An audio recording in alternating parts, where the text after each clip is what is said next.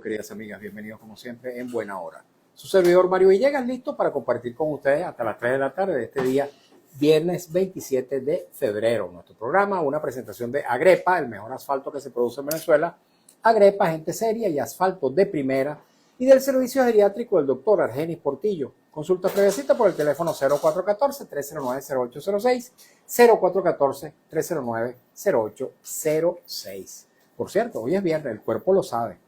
Pero la historia de Venezuela también lo sabe, porque hoy es 27 de febrero. Se conmemoran 37 años de aquel sacudón conocido internacionalmente como el Caracazo. Pero no vamos a hablar del Caracazo, vamos a hablar de historia, sí. Pero algo que venía reflexionando yo cuando venía manejando mi carro hacia acá, hacia la estación, y es que hay momentos históricos, y este es un nuevo momento histórico según coinciden distintas corrientes de opinión viendo la situación venezolana de hoy. Pero hay momentos históricos que son así como lentos, que transcurren y el ser humano y las sociedades sienten aquella pesadez, aquella lentitud en los cambios, aquella lentitud en el transcurso de acontecimientos. Y hay otros momentos históricos que son sumamente veloces. Desde el 3 de enero hasta la fecha, ya se van a cumplir 2 meses. Ahora el 3 de marzo. Oye, las cosas han evolucionado, se han movido con una velocidad insospechable. Una cosa que verdaderamente uno empieza a sumar acontecimientos y dice, caramba, todas estas cosas han pasado en Venezuela en apenas un par de meses. Bueno, y es que efectivamente así es la historia. Hoy vamos a estar hablando de historia, no solamente del momento histórico que estamos viviendo hoy, sino su comparación con hechos históricos de otros momentos. No sé si de otras latitudes, pero por lo menos de la Venezuela de nuestros amores. Y para hacer esas consideraciones, he invitado a una persona que tiene cualidades académicas, profesionales y personales de alta valía como para hacer esas comparaciones y arribar a conclusiones que seguramente cada mortal sencillo que no conoce la historia con la minuciosidad con que él la conoce, pues no está en capacidad de llegar a esas interesantísimas conclusiones que estoy seguro van a estar hoy adornando este espacio. Quiero darle la bienvenida después de esta larga introducción a un apreciadísimo invitado, admirado, abogado, historiador, profesor universitario, escritor, Rafael Arraiz Luca. Bienvenido, Rafael. Muchas gracias, Mario, pero qué presentación. Agradecido. Ajá. Muy bien, bueno, encantado de que estés aquí con nosotros una vez más. Tenemos pendiente, por cierto, Rafael, de nuestro último encuentro que íbamos a hacer una entrevista sobre Páez. Correcto. Pero tenemos esa amenaza que no la vamos a cumplir en este momento, porque los hechos convocan a hablar de otros temas. Claro. ¿Cómo es el momento político que estamos viviendo hoy? ¿Y hay algún antecedente parecido a esto, Rafael? Sí, fíjate, hay varios antecedentes en Venezuela y en el mundo, ¿no? En el mundo un clarísimo antecedente es Adolfo Suárez en España. Adolfo Suárez era ministro de Franco, o sea que la transición española la hace un hombre de adentro del franquismo, ¿no? Y funcionó. Y en el caso venezolano la transición más clara que vemos es la transición de Gómez a López Contreras. Y López Contreras también la hace. Y no se nos olvida que quienes estuvieron más molestos con López Contreras fueron los gomecistas. Correcto. Porque lo consideraban un traidor. Pero López entendió el momento histórico, entendió las demandas de la sociedad venezolana y abrió un poco las puertas hacia la democracia. No las abrió totalmente, porque no pudo hacer la reforma constitucional, como tampoco lo pudo hacer Medina, y no se instauró en esos 10 años el voto universal, directo y secreto, que era uno de los reclamos centrales de Venezuela. Pero sí hizo una transición importante. Podríamos decir, Rafael, que esos militares de aquellos tiempos, López Contreras e Isaías Medina Angarita, que fue quien lo sucedió y que, digamos, que dio el paso fundamental para la edificación de los cimientos democráticos, eran militares civilistas, nacionalistas. Sí, es que ha habido muchos militares civilistas, no solo ellos dos que lo fueron, sino muy particularmente el general Páez y el general Sublet.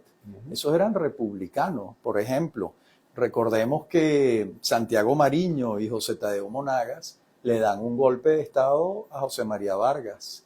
¿Y quién restituye en el poder civil a Vargas, que había sido electo por el Congreso? Páez. Páez restituye a Vargas, no se queda él con el poder. O sea que es una conducta civilista importante en ese momento, ¿no? La otra transición de la que podemos también comentar algo es la muy exitosa transición que hace Larrazábal.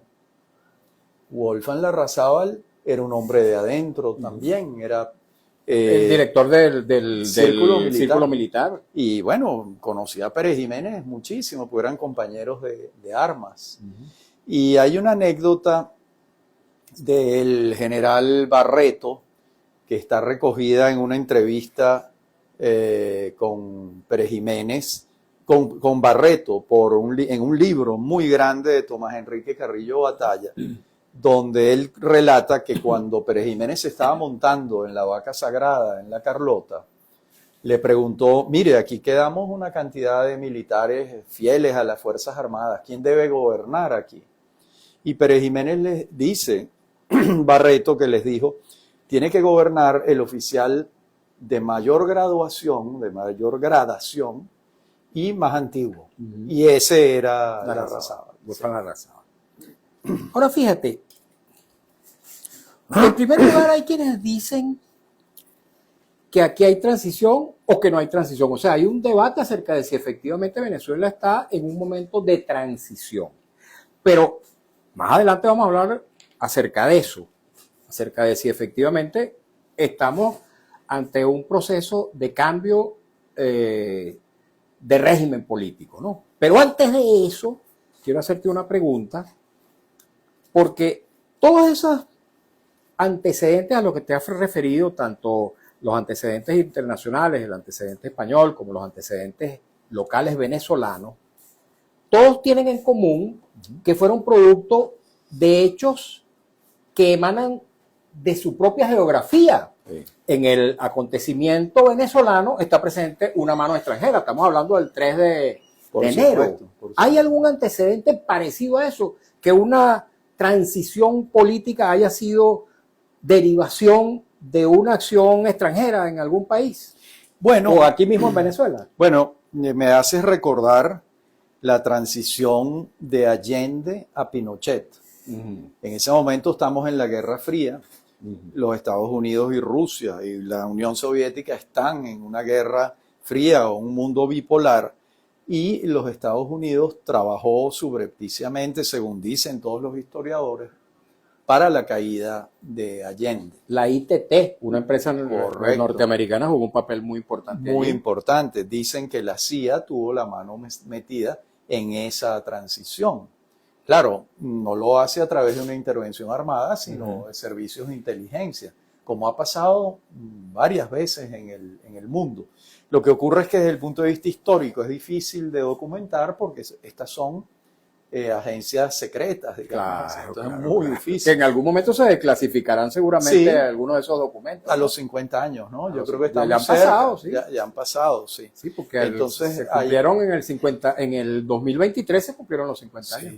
Después está, creo, Mario, en la intervención de los Estados Unidos en República Dominicana. Correcto. En los años 60. Jacobo Arbenz era el presidente, no, Jacobo Arbenz era en Guatemala, perdón, sí, cierto. Porque fíjate, en Guatemala también intervino la CIA, pero no hubo una intervención armada abierta. Creo recordar que en la República Dominicana sí hubo algún tipo de intervención armada en los años 60, Sí. pero no estoy completamente En Guatemala seguro. fue En con Guatemala Jacobo Arbenz. fue con Jacobo Arbenz, que los Estados Unidos consideraban que era un hombre abiertamente de izquierda. Y al parecer no lo era totalmente, era socialdemócrata. Así es, Pues. así es. Pero bueno, eso pasó. Estamos recordando Así es. episodios anteriores, ¿no? Ahora, fíjate, Rafael, este dilema, si efectivamente estamos en un proceso de transición o no, hay quienes dicen, no ha comenzado la transición, otros dicen, no, la transición comenzó en tal fecha, o la transición está comenzando, en fin. ¿Qué es lo que determina en un proceso de cualquier país, no hablemos solamente de Venezuela, qué es lo que determina que efectivamente esté dándose una transición hacia un régimen político distinto? Bueno, los signos que tú vas encontrando, ¿no? Claro, cuando termina la transición y haces la reconstrucción Bueno, por histórica, supuesto. la película es muy Así fácil, es. ¿no? Los historiadores Así estamos es. trabajando sobre los hechos, ¿no? Así es. Aquí estamos sobre la marcha y no sabemos cómo puede terminar esto. Pero hay signos importantes de que sí, hay un proceso de cambios, no cabe la menor duda, ¿no?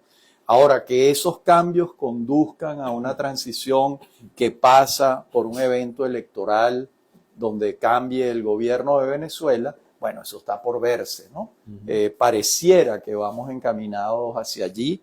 Esas son las declaraciones que ha dado Marco Rubio. Bueno, pero la vida está llena de circunstancias, de imprevistos, de accidentes, ¿no? En principio, los cambios son un hecho. Ok, fíjate, esto es bien interesante lo que voy a comentarte y consultar tu opinión. Aquí estuvo un colega tuyo hace bastantes meses, bueno, no bastantes meses, hace poquito, porque como te digo, han transcurrido tantas cosas en estos días. 50 años en 2 meses. Exactamente. Rafael Simón Jiménez. Entonces Rafael Simón dijo algo que es importante. Dijo que el 3 de enero fue producto del desconocimiento del proceso electoral, del resultado del 28 de julio. Después vino aquí, y dijo que si eso no hubiera ocurrido, pues el 3 de enero no hubiera tenido lugar. Después vino Claudio Fermín, también invitado mío, y dice que esa es una manera de historiar que no se corresponde con la ciencia histórica, porque la historia, tal como tú acabas de decir hace un ratico, digamos, se escribe sobre los hechos, ¿no? Sí. Pero ¿qué opinas tú? Ciertamente, se puede hablar desde el punto de vista histórico de un acontecimiento que se ha producido porque ocurrió algo antes y que de no haberse producido no hubiera traído esas consecuencias. ¿Qué opinas tú de eso? Bueno, los testimonios apuntan a que los Estados Unidos le ofreció en varias oportunidades una salida distinta a Nicolás Maduro. Abundan testimonios sobre eso y Maduro no aceptó ninguna salida. Entonces, claro, ¿por qué le está ofreciendo unas salidas distintas a los Estados Unidos? Porque ha desconocido un resultado electoral. Eso que dice Rafael Simón es correcto. Ese desconocimiento de un resultado electoral originó un proceso que condujo a esta intervención del 3 de enero. Por lo menos le dio el pretexto al gobierno norteamericano. Pero fíjate que ellos confiesan que trataban de no hacerlo si Maduro aceptaba las proposiciones que ellos le estaban haciendo. Y él no aceptó ninguna. Entonces, bueno, el argumento es no teníamos otra alternativa. O sea que tú coincides con Rafael Simón Sí. Jiménez en el sentido de que el 3 de enero no se hubiera producido si no hubiera existido la negativa a reconocer el resultado del 28 de julio. Claro, y la negativa a negociar una salida, sobre todo, porque el 3 de enero ha podido no ocurrir si Maduro hubiese aceptado alguna fórmula que le estaban ofreciendo. ¿A qué estimas tú o por qué estimas tú que Maduro no aceptó alguna de esas fórmulas? Bueno, ¿será que subestimó pareciera que subestimó a los Estados Unidos, pareciera... o se sobreestimó él y sus Eso apoyos? Es posible, ¿no? O que él pensara que esas amenazas de los Estados Unidos a través de los intermediarios se trataban de amenazas, de presiones para que él tomara alguna decisión, ¿no? En todo caso, creo que ahí hubo un error de cálculo, ¿no? Ok, fíjate, cuando hablamos para concertar esta entrevista, Yo te mencioné entre los asuntos que, digamos, que pudieran considerarse antecedentes de las cosas que han estado ocurriendo en estos tiempos en Venezuela. Te mencioné el bloqueo naval Sí. del año 1902-1903. ¿Qué parangón hay entre estos dos hechos históricos? Bueno, es la doctrina Monroe. La doctrina Monroe empieza en 1826 con James Monroe, que le dice a las potencias europeas: ustedes no pueden intervenir en territorio americano. Cuando digo americano estoy hablando de las tres Américas, Norte, Centro y Suramérica, porque ese es un territorio de los americanos. Eso por primera vez se hace efectivo cuando hay un episodio con la Guayana Esequiba. Los ingleses en 1896, creo que fue, trataron de rodar los límites hasta el Yuruari. El Yuruari está al lado de Upata. Y los Estados Unidos les dijo que no, invocando la doctrina Monroe. Y hubo una situación de tirantes enorme entre los Estados Unidos y los ingleses, que estuvieron a un paso de irse a la guerra, hasta que finalmente los ingleses se retiraron hasta la frontera que tienen hoy, que ya es una usurpación de otros límites, ¿no? Y esa es una primera vez que se invoca la doctrina Monroe. La doctrina Monroe tiene como lema América para los americanos, pero hay quienes la interpretan como que América para los norteamericanos. Sí, pero en el caso de los venezolanos, que hemos tenido dos intervenciones de la doctrina Monroe, nos han favorecido. Este caso de los límites en el Yuruari, de las Guayana Esequiba, y el segundo caso es cuando las armadas inglesa, alemana, francesa e italiana bloquean los puertos venezolanos en nombre de las empresas de esos países que están reclamando la deuda por los ferrocarriles.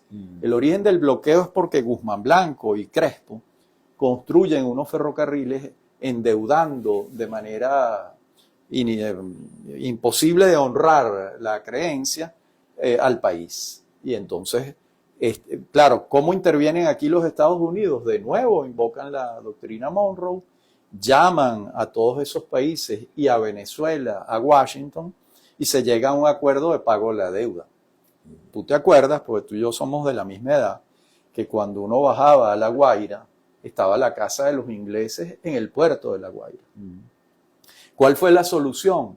Que Inglaterra tomó el control aduanero de los puertos venezolanos hasta 1928, y durante estos 26 años se cobraban el 30% de los impuestos aduanales, y con eso Venezuela pagaba la deuda que se tenía con estas empresas extranjeras que habían construido los ferrocarriles. Entonces ahí hay una intervención de la doctrina Monroe a favor de Venezuela. ¿Por qué? Bueno, porque no nos invadieron y se encontró una forma de pago, ¿no? Donald Trump es seguidor y brazo fiel de la doctrina Monroe, o tiene esta actuación de Donald Trump algunos elementos que lo distinguen de expresiones anteriores de esa doctrina? Bueno, no puede ser de la doctrina Monroe porque Venezuela no estaba siendo amenazada por una potencia europea. Pero fíjate que ellos dicen que hay una amenaza china en términos comerciales. Bueno, eso sí, una amenaza china, sí, porque, digamos, ellos no podían alegar que era una amenaza cubana, porque Cuba es americana. Entonces no podía hacer eso. Entonces, comercialmente es una amenaza china, sí. Una amenaza rusa también, ese es uno de los argumentos. Sí. Pero la doctrina Monroe es muy clara, es para conjurar, para neutralizar una intervención militar ajena a América. Quiere decir eso, Rafael, que el TIAR, el Tratado Interamericano de Asistencia Recíproca, es expresión, digamos, institucional de esa doctrina Monroe. Sí, igual que la OTAN, Organización del Tratado del Atlántico Norte. El TIAR, creo yo que es de 1947, y la OTAN de los mismos años, 46 o 47. Son instituciones posteriores a la Segunda Guerra Mundial, ¿no? Claro, el TIAR no se ha aplicado prácticamente nunca Que pudo haberse aplicado cuando la guerra de las Malvinas. y no se aplicó. Los Estados Unidos se Así es, negaron. así es. O sea que la salsa que es buena para el pavo No es fue buena, para la no pava. fue buena para la pava en su Sí, momento. ese es un ejemplo histórico curioso, ¿no? Ahí la amistad norteamericana británica. El origen anglosajón, pues. Exactamente. Funcionó de manera prioritaria en relación con el TIAR. Ok, creo que tenemos todavía algún tiempecito antes de irnos a la pausa. Rapidito, déjame ver la hora. Todavía.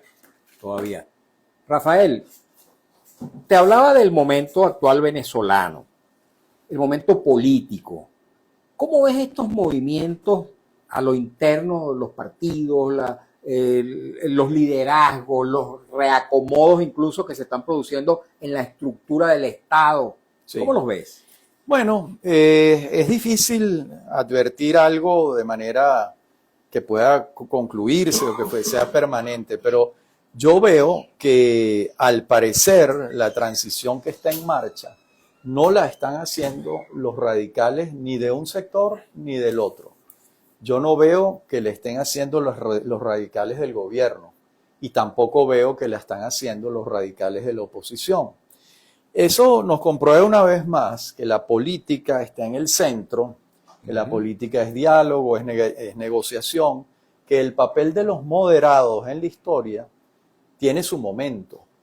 En cualquier caso, en una transición, no parece ser el momento de los radicales. ¿Y Trump Sí. es un hombre de centro? No, Trump Por es eso un radical, es extraño, pero Trump ¿no? no está en una transición. No, pero digo, a los efectos de Venezuela. Claro, pero yo tengo la impresión de que, por lo que él ha declarado, que quien está manejando esto es Marco Rubio, basándose en los errores de los Estados Unidos cometidos en Irak, en Afganistán, En Libia. en Libia. Son errores que ellos no quieren Repetir. y tienen experiencia. Para eso sirve la historia es la maestra de la vida. Hay ejemplos muy importantes. El ejemplo español es clarísimo. Otro ejemplo importante es Chile. Acuérdate que en la transición Pinochet acepta ir a un referéndum, pierde el referéndum, gana las elecciones Patricio Aylwin y se queda sentado Pinochet en el gabinete de ministros 7 años. Como jefe de la Como Fuerza jefe de Armada. las Fuerzas Armadas. Y en el Parlamento como senador vitalicio. También, o sea que eso se llama tragarse un sapo. Es decir, así es. La idea de que para que haya una transición debes tragarte sapos es importante. Es importante que eso lo tengamos claro, al menos eso es lo que señala la experiencia histórica. Ahora, fíjate, tú dices que la transición acá en Venezuela pareciera como que la están realizando, la están, digamos, sobrellevando los factores de centro.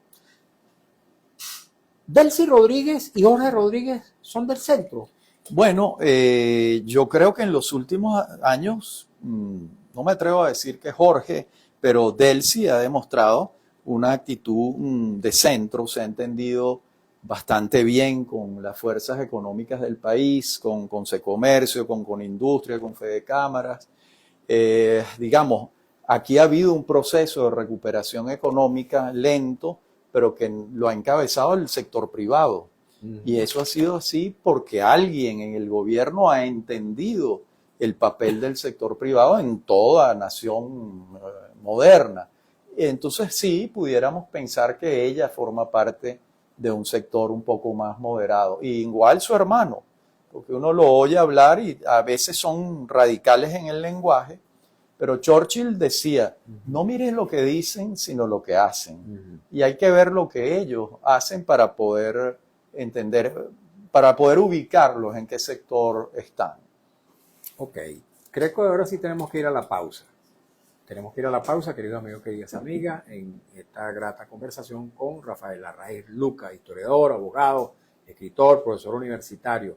Vamos a escuchar un avance informativo de Alex Márquez, cumplimos compromiso publicitario de la estación y al regreso continuamos con ustedes y vamos a leer preguntas, comentarios, inquietudes que nos llegan a través de mi Instagram, @MarioVillegas100 y de las plataformas digitales de Radio Rumbos. Acá seguimos un rato más en las redes. Rafael, cuéntanos, ¿qué estás haciendo? ¿Qué estoy haciendo?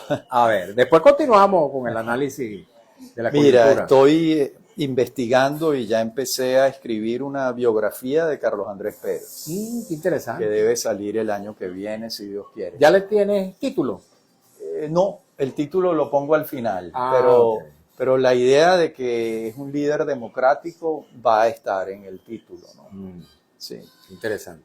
¿Y estás dando clases también? Estoy dando clases en la Universidad Metropolitana, como siempre, tengo 29 años allí y estoy por presentar un libro que aprovecho para invitarte e invitarlos a todos. El miércoles 22 de abril en la librería El Buscón. Es un libro que se titula Latinoamérica, nudos, mitos, logros. Es un manual de historia latinoamericana que sentí que no había uno en Venezuela y quise hacer ese aporte. Okay. Le tengo bastante fe a ese libro. Y además tienes tus programas radiales. Los programas de los fines de semana y el programa de Venevisión, que por cierto ayer estuve grabando. Ya estoy terminando la segunda temporada de La Aventura Humana, un programa que sale los domingos a las 9 de la mañana. Y vamos a una tercera temporada este año. ¿Y cuál es la materia que tú das en la Universidad Metropolitana? Civilización moderna, por lo general. A veces doy historia de Iberoamérica y de Venezuela en el siglo XIX y XX. Doy formación del Estado venezolano en el siglo XIX. Eso lo doy en la maestría. A veces doy civilización clásica, que son los griegos y los romanos.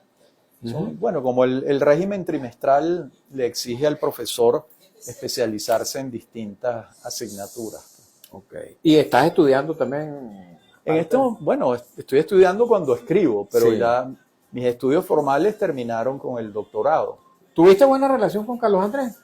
Nos conocimos, no tuvimos una relación personal, nos vimos unas cuantas veces. Sí, es un personaje muy interesante. Y en la investigación voy descubriendo cosas que no sabía y creo que los venezolanos tampoco sabían. Pero no me quiero hacer spoiler. Claro. Hace un rato precisamente conversaba yo con el buen amigo Alex Márquez acerca de Carlos Andrés Pérez. Y en el marco de la conversación yo recordé que tuve mucho contacto con Carlos Andrés Pérez porque eran los tiempos que yo era reportero del diario El Nacional y me tocó entrevistarlo muchas veces, tanto fuera del gobierno como estando en el gobierno. Mira tú. Incluso me tocó cubrir los acontecimientos del 4 de febrero del 92 y del 27 de noviembre de ese año. Imagínate tú. O sea que lo conociste bien. Pues. Sí, bastante bien. Era un hombre de trato afable. Muy afable. Muy afable. Era justamente la impresión que me daba el amigo Alex Márquez cuando lo conoció. Me dijo que conoció a Carlos Andrés Pérez en Maracaibo y Carlos Andrés fue muy sencillo en el trato con él. Y efectivamente él era así. Él era así. Así es. Y era un hombre también, si se quiere, no sectario, por lo menos en esos tiempos. No lo fue. Probablemente lo fue en su tiempo de ministro del Interior, en el gobierno de Rómulo Betancourt, pero después ese hombre fue... Bueno, pero estaba enfrentando la guerrilla, desafío armado. Así es. Eso no lo puedes enfrentar con rosas en la mano, ¿no? Así es. Creo que ahora sí nos toca, ¿no? Vamos a la pausa, amigos. Vamos a escuchar un avance del noticiero en la voz de Alex Márquez y enseguida continuamos en esta conversación con Rafael Arraiz Luca, historiador.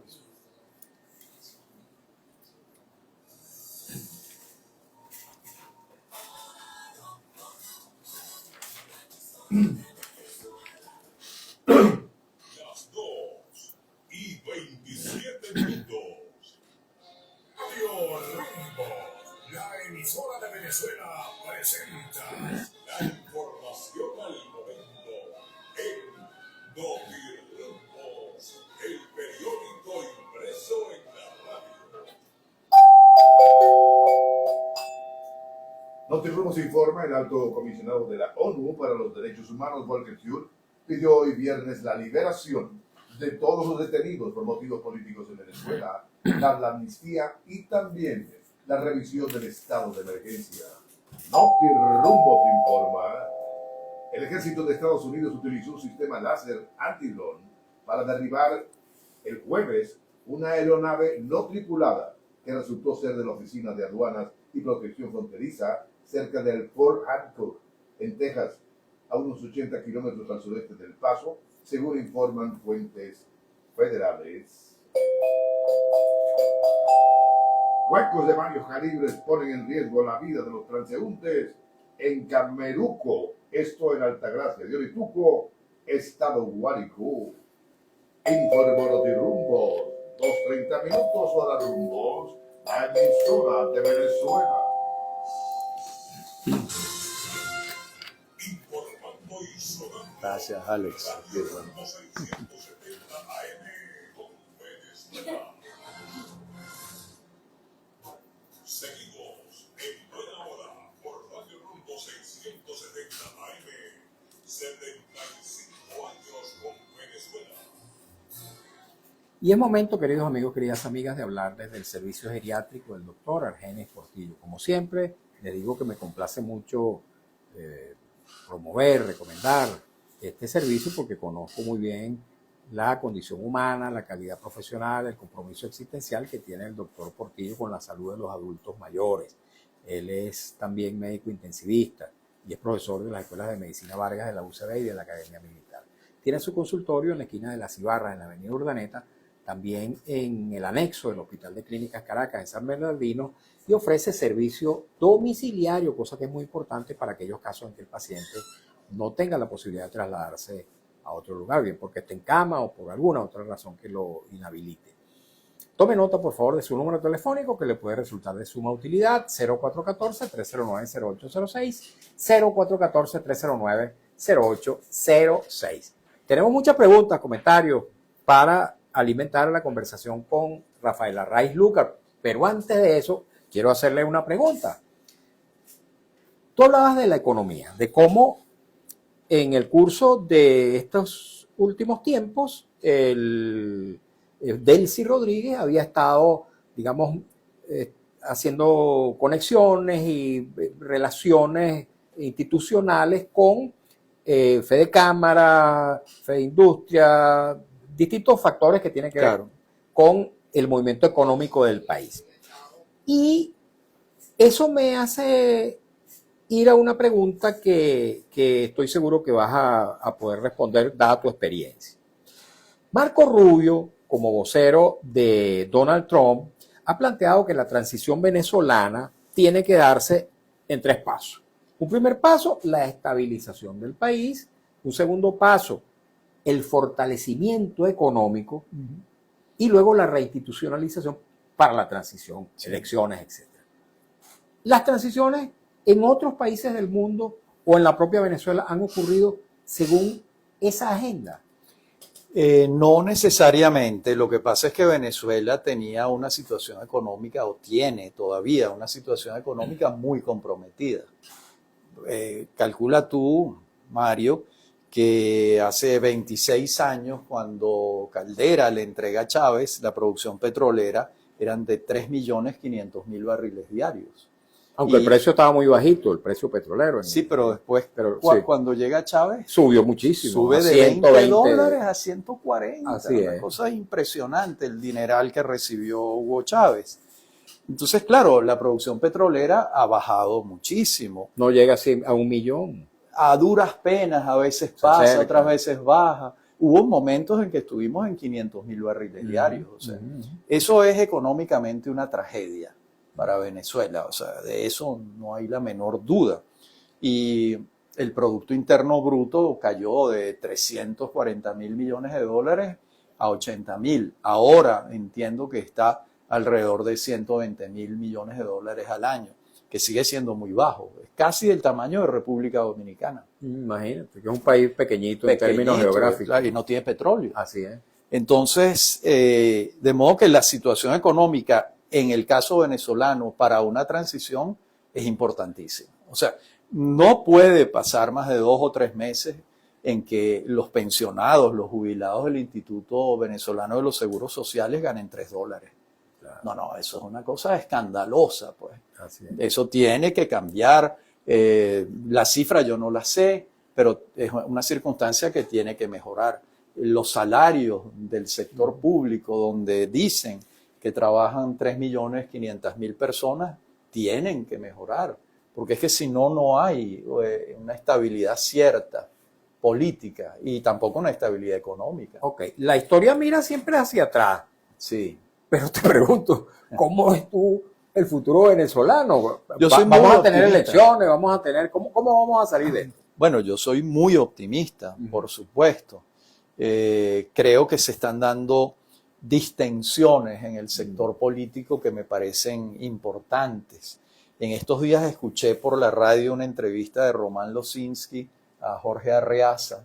Yo no escuchaba a un personero del gobierno en el circuito Unión Radio desde por lo menos 20 años. 20 años en que ellos se autovetaban, no iban. Aquí tampoco viene. Sí. Entonces, bueno, eso está cambiando. Eso yo lo celebro tremendamente. Porque lo que nosotros queremos es vivir en un país donde hay una comunidad política pacífica, Así que es. tienen diferencias, pero que sus trámites de resolución son democráticos. ¿Hay signos de que eso está empezando a pasar? Sí.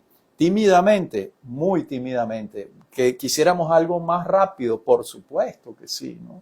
Entonces, creo que ese clima que puede empezar a darse va a favorecer mucho al país. Y el tema de la mejora económica es urgente. Yo creo que tenemos que esperar cambios importantes en esa materia en lo inmediato, para que podamos además verdaderamente entusiasmarnos con una transición política, ¿no? Porque pasando hambre, como está buena parte de la población venezolana, bueno, empezando por los viejitos que ganan $3 al mes. ¿No ves unas elecciones en el futuro mediato? Bueno, depende de lo que hablemos de mediato. Bueno. Mediato que son un año y medio. Por ejemplo, hay quienes dicen que las elecciones tienen que ser este año. No me No las parece, ves. no me No las parece ves. que den los tiempos, pero pudieran dar para el año que viene. Pero también habría que vislumbrar cuál es la fórmula jurídica, porque Así es, porque ¿qué dice la Constitución ¿qué al dice la respecto? Constitución al respecto? Entiendo, ¿no? Sí. Es complicada la cosa. Así es. Ok. Vamos a leer los mensajes. Rafael, un poquito de paciencia y No, claro. Toda la después paciencia. podrás responder en bloque. Eude Gaspar dice, molleja. Es un maracucho entonces. Claro. No tenéis más sencillo. El invitado sabe más que una iguana en coco. ¿Qué te parece eso? No, me parece buenísimo. Nunca he comido Tenía iguana que- en coco. tenía que ser un maracucho. Yo conozco la expresión que dice, sabe más que pescado frito, pero Pero eso igual de iguana en en coco coco jamás. no. Ok. Como 1998. Bueno, dice una vulgaridad que no voy a leer. Méndez Reinaldo 761 dice, ¿qué le parecieron las declaraciones del día de hoy de Enrique Márquez? Caramba, yo no tuve ocasión de ver la rueda de prensa de Enrique Márquez. Por cierto, ¿cómo es la aparición de Enrique Márquez en el Capitolio, invitado por, imagínate, nada más y nada menos que por Donald Trump? Para mí fue asombroso. Sí. Es que no salimos de un asombro. aquí Por en eso te digo que en Venezuela. estos 2 meses No, la historia... Pero marcha- Mario, ¿tú te acuerdas cuando aquí vino el director de la CIA Imagínate. y le dio la mano a Así Delcy es. Rodríguez y a Gustavo Así es. González López, el director del SEBIN? Así es. Es que ni en los sueños más delirantes que hubiéramos podido tener juntos, Así es.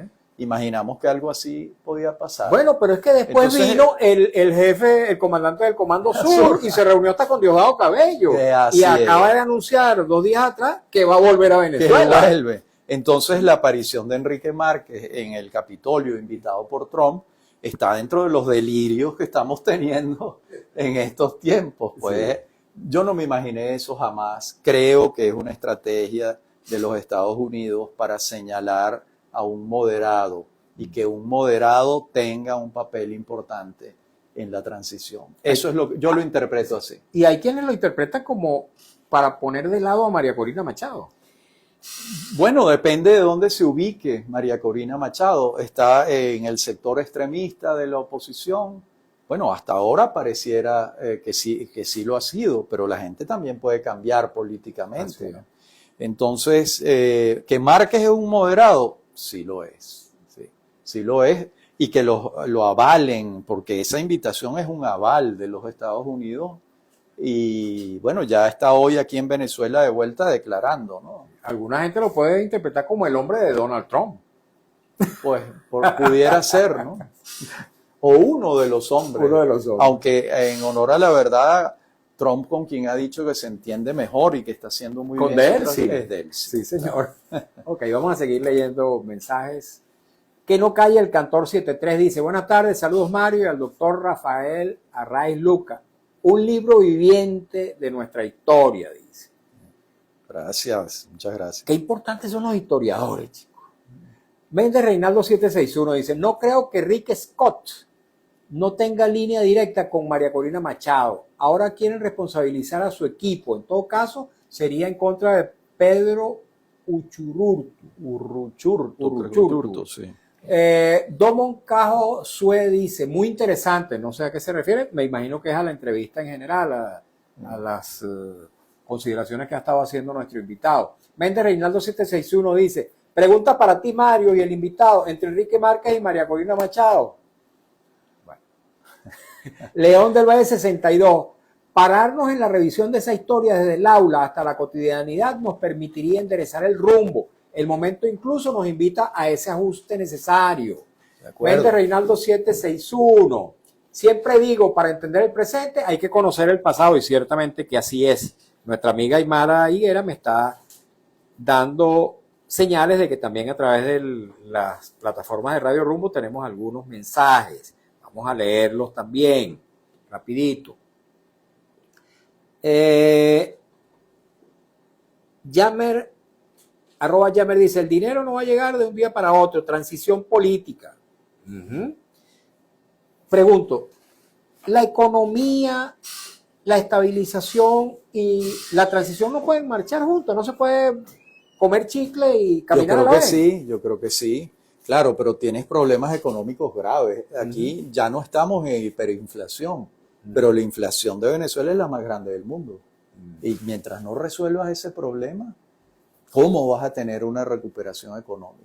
Pero se puede ir, por ejemplo, cambiando el Consejo Electoral y el resto de los poderes públicos. En paralelo puedes ir haciendo, en paralelo, ¿no? Claro. Y el Tribunal Supremo. Supremo. Bueno, ya cambiaron al fiscal, ¿no? Así es. Bueno, lo pusieron en otra responsabilidad. Sí. Ok, vamos a seguir leyendo. Nelson siempre 52 dice, en Panamá con Noriega. ¿Con Noriega hubo una transición? No. Garbo 2015 dice Francisco Camaño. Francisco Camaño en Panamá. José Luis Quintero 104. Buenas tardes. Estupendo tu invitado. Pregúntale qué diría, qué dirección hay entre esta transición. Bueno, no está claro porque las palabras están entrecortadas. Hay entre esta transición y las sucedidas cuando Gómez y López Contreras y la transición de Pérez Jiménez. Saludos desde Maracay. Bueno, ya hablamos de eso. Comenzamos hablando de Así es. León del Valle 62. Gracias, Mario. Tiempo de revisión necesaria, incluso desde la corresponsabilidad que tenemos como sociedad. Irse Arteaga. Amigo Mario, saludos. Los hombres debemos guiarnos por las coordenadas de Dios. El señor Maduro se salió de ese orden y está pagando las consecuencias. Y se dice, somos esclavos de circunstancias. Méndez Reinaldo 761. Mario, invita a Pablo Pérez. Ya estuvo con tu hermano Vladimir. Fue el que propuso que incluyeran la amnistía laboral. Sería ya muy interesante esa entrevista. Tengo previsto entrevistar a Pablo Pérez. Ya pronto lo tendremos. Méndez Reinaldo, se habla de elecciones y qué va a pasar con las del 28 de julio donde ganó Edmundo o van a pedir de nuevo abstención. Amílcar Morú, buenas tardes Mario, al doctor Rafael Arraiz Luca. Un placer escuchar sus interesantes conocimientos de estudio de historia de Venezuela. Gracias y bendiciones. Gracias. A San Antonio, saludos Mario. Pregunta del ciudadano invitado, ¿por qué las sanciones y el bloqueo no le hace efecto a los políticos, ya que ellos sí comen bien, compran mansiones y carros de último modelo? Bueno, vamos a darle la palabra a nuestro invitado y después si queda chance leemos algún otro mensaje. Bueno, entre todas las intervenciones me llamó la atención la introducción de Dios en estos temas. Dios no tiene nada que ver en esto, ¿no? ¿Así? Sí. No, para nada. Estos son asuntos de los hombres, ¿no? Y señalo esto porque con frecuencia se confunden el espacio espiritual y el espacio político, ¿no? Incluso hay mucha retórica política vinculada con la experiencia espiritual, que es una experiencia totalmente personal y que debe vivirse en ese ámbito, ¿no? Claro, yo respeto mucho lo que dice la señora, esas son sus creencias, pero en este momento estos no son asuntos de Dios como tal, ¿no? ¿Qué podemos esperar de los hombres, de los seres humanos en estos Lo tiempos? mejor y lo peor. Ujú. La historia nos demuestra eso, que somos capaces de acciones sublimes, conmovedoras, hermosísimas, o de grandes avances científicos y tecnológicos, y somos capaces de crear el infierno en la tierra, ambas cosas. Ok. Tú sabes que uno espera mucho de quienes nos dirigen, por supuesto, Claro, nos claro. dirigen y tienen que dirigirnos. Sí. Y los que no estamos en la dirección, la gente de a pie, la sociedad, las comunidades, Sí. los patas en el suelo, los trabajadores, los profesionales, ¿qué pueden hacer? ¿Cómo se puede contribuir a que el cambio en Venezuela sea un cambio constructivo, positivo, beneficioso para la sociedad? Bueno, yo creo que se puede contribuir con un cambio actitudinal, ¿no? Ujú. O sea, los venezolanos tenemos que fortalecer nuestra cultura democrática. Creo que eso es muy importante.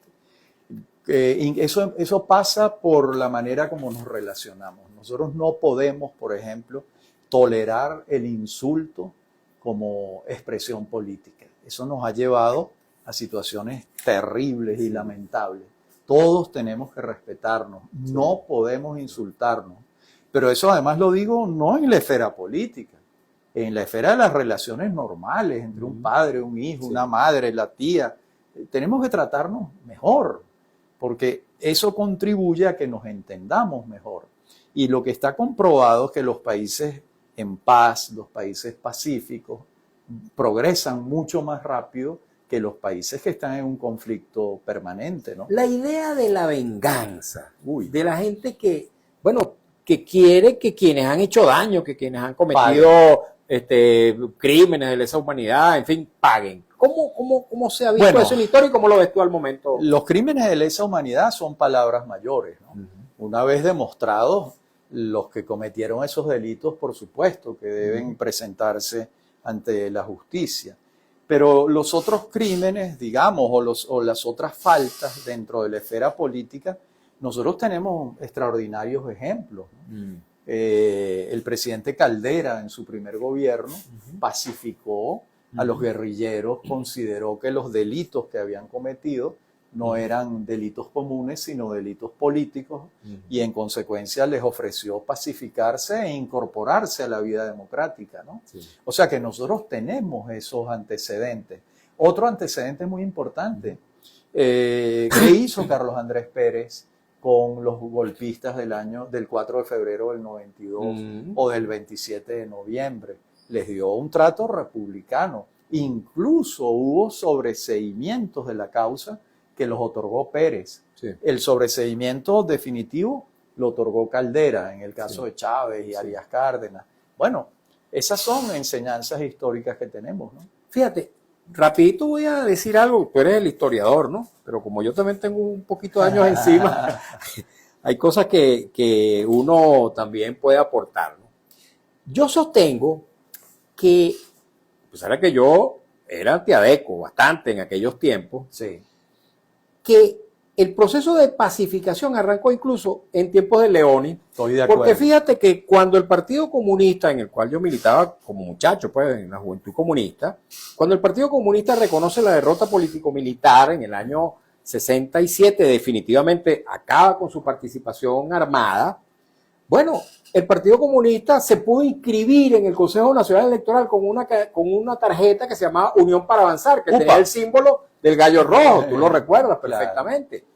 Y los candidatos que el Partido Comunista presentó eran los candidatos, bueno, digamos, los líderes del Partido Comunista. Sí, Gustavo y Eduardo Así Machado. Es, Gustavo, Eduardo Machado, Rafael Arrazábal, en fin, un montón de... Jesús Farías. Eduardo Gallego Mancera, en fin, bueno, muchísimo. Sí. Fue la primera campaña en la que yo participé. Todavía yo no tenía idea de votar, pero como militante juvenil, pues tuve ocasión de participar. Entonces ese aporte, me parece que desde el punto de vista histórico es bueno señalarlo, ¿no? Muy buen aporte, ciertamente. Porque se le abrieron las puertas a la participación democrática de los comunistas. Y lo estaba haciendo el gobierno de Leoni, así es. Fue un gobierno que padeció la lucha armada de una manera muy incruenta. Así es, exactamente. Claro, hubo la autocrítica previa. Claro. Y también hubo la derrota militar por parte de Leonio. O sea, Tal los cual. llevó, Así o sea, es. lo forzó a una Así es, retirada. pues. así es, así es. Así es. Sí, ahí el general Bernardo Rotundo, creo que se Ah. llamaba. Bernardo Rotundo se llama, por cierto, el amigo cineasta. Sí, entonces no es Bernardo Rotundo. Sí, no, pero no, sí. Bernardo Rigores. Rigores, correcto. Que ¿Te después, acuerdas? oye, Rigores, Hombre, por cierto, claro. que tú lo mencionas, que después tuvo un encuentro,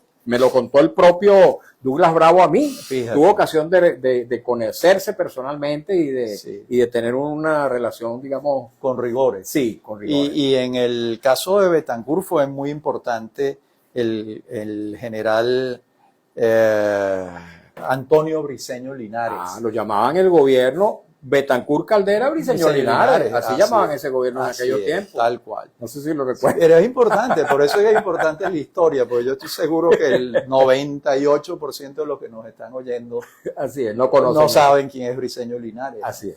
Rafael, encantadísimo de No, que hayas estado vale, con nosotros. un gustazo ¿vale? como siempre. De verdad que sí. Estamos No, pendientes de hablar del Páez. general Páez. Así es. Gracias. Muchas gracias a ti, Rafael. De verdad, muchísimas gracias a nuestro invitado. Siempre interesantes sus intervenciones. Son prácticamente una clase de historia. Muchas gracias a ustedes también, amigos. Muchas gracias por habernos acompañado en esta nueva edición de nuestro programa En Buena Hora, especialmente aquellas personas que tuvieron la amabilidad de escribirnos, de compartir con nosotros sus inquietudes también.